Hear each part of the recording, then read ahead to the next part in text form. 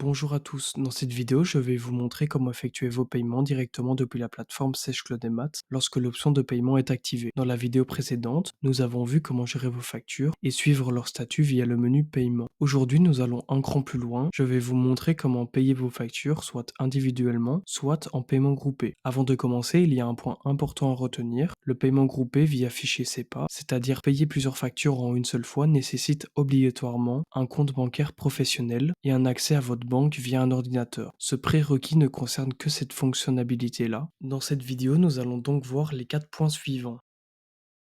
Dans votre boîte à chat, vous verrez à droite de chaque facture une petite icône en forme de carte bancaire. Avant de pouvoir payer une facture depuis cet écran, il est obligatoire de l'approuver. C'est uniquement après cette étape que l'icône de paiement devient disponible. Je vais prendre l'exemple de la facture de Kofana que je n'ai pas encore approuvée. Si je clique sur la carte de crédit tout à droite, j'ai un message m'avertissant que ce document n'a pas encore été approuvé et que je ne peux donc pas encore le payer via la plateforme. Je vais donc cliquer sur la croix et ensuite je vais cliquer sur le nom de mon document qui permet de l'ouvrir et ensuite je vérifie toutes les informations de ma facture et je clique sur approuver.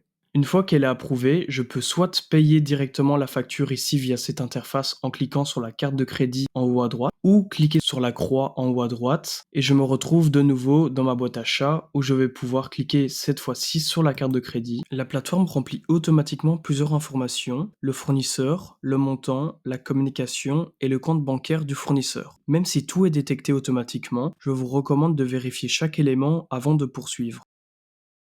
Ensuite, pour payer vos factures, vous aurez deux possibilités. La première va être de payer via QR code. Pour cela, il faudra cliquer sur QR code EPC en haut à gauche et ensuite sur créer un QR code EPC en bas à droite. Il vous faudra scanner le QR code avec votre application bancaire et vous effectuer le paiement immédiatement. C'est rapide, mais cette méthode fonctionne facture par facture.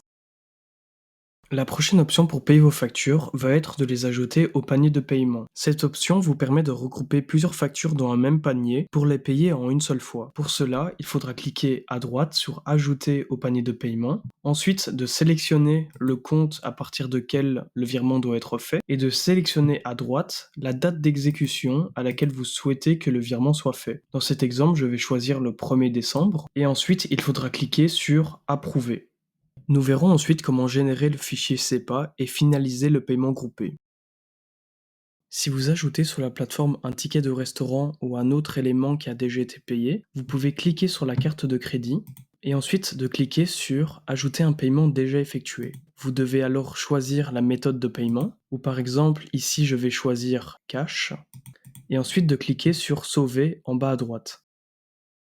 Si vous avez des factures payées en domiciliation, il ne faudra pas payer ces factures sur la plateforme, mais paramétrer ces dernières. Pour ce faire, il faudra cliquer sur votre nom d'utilisateur en haut à droite de votre écran, et ensuite sur Paramètres. Ensuite, il faudra cliquer sur Payer et approuver tout à droite, et dans la partie Fournisseur payé automatiquement, il faudra cliquer sur Ajouter un fournisseur. Ici, il faudra choisir la date de début. Par exemple, il faudra mettre le 1er janvier 2025. Ensuite, choisir le fournisseur. Par exemple, je vais choisir Proximus. Ensuite, il faudra laisser immédiatement et vous pourrez cliquer sur Enregistrer.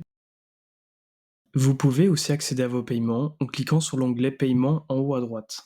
Vous arrivez alors dans la liste de factures qui regroupe les factures non payées, les factures échues, les factures déjà payées et les notes de crédit. Cet écran est particulièrement pratique grâce au filtre. Vous allez pouvoir afficher uniquement les factures non payées et les factures échues. Par exemple ici, je vais cliquer sur la croix de créditer et de payer et ensuite cliquer sur filtrer tout à gauche. Ainsi, je vais avoir une liste de mes factures expirées et non payées. Depuis cette liste, vous allez pouvoir également ajouter une facture au panier de paiement ou la payer via QR code. Les deux méthodes fonctionnent de la même manière que depuis la boîte à chat si vous cliquez sur la carte de crédit. Comme je vous le disais au début de la vidéo, le paiement groupé est idéal si vous souhaitez régler plusieurs factures en une seule fois. Pour cela, vous pourrez faire comme depuis la boîte à chat en cliquant sur la carte de crédit. Vous avez aussi la possibilité de cliquer sur le carré en haut à gauche qui permet de sélectionner tous les documents. Vous aurez ainsi un message vous disant que vous avez sélectionné 9 documents pour un certain montant. Ensuite, il faudra cliquer sur Vers le panier de paiement. Ceci ouvre une nouvelle fenêtre qui vous avertit de nouveau le nombre de paiements ainsi que le montant. Il faudra choisir le compte à partir duquel le paiement doit être effectué, ainsi que la date à laquelle le paiement sera effectué. Par défaut, il choisit la date d'échéance, mais vous pouvez choisir une autre date personnalisée. Ensuite, il faudra cliquer sur « Ajouter au panier de paiement ». Une fois que vous aurez ajouté vos factures vers le panier de paiement, vous allez pouvoir vous rendre dans le deuxième onglet « Panier de paiement ». Ici, vous aurez un récapitulatif des paiements que vous avez préparés. Il faudra vérifier les informations telles que le compte vers lequel le paiement sera effectué et le montant du paiement. Une fois les informations de paiement vérifiées, vous allez pouvoir cliquer en haut à gauche sur le carré pour sélectionner toutes les factures et ensuite il faudra cliquer en haut à droite sur exécuter 8 paiements. Une nouvelle fenêtre s'ouvre vous avertissant que les dates d'exécution suivantes sont présentes pour les paiements sélectionnés. Ensuite il faudra cliquer sur télécharger le fichier SEPA. Ainsi, vous aurez un fichier SEPA qui sera téléchargé sur votre navigateur. Une fois votre fichier SEPA téléchargé, vous allez pouvoir le retrouver dans le troisième onglet « Paiement effectué » et ensuite tout à droite dans « Ordre SEPA effectué ». Ici, vous allez avoir donc un récapitulatif du fichier SEPA que vous avez téléchargé avec les informations des factures et ensuite, vous allez pouvoir de nouveau le télécharger en cliquant sur la flèche.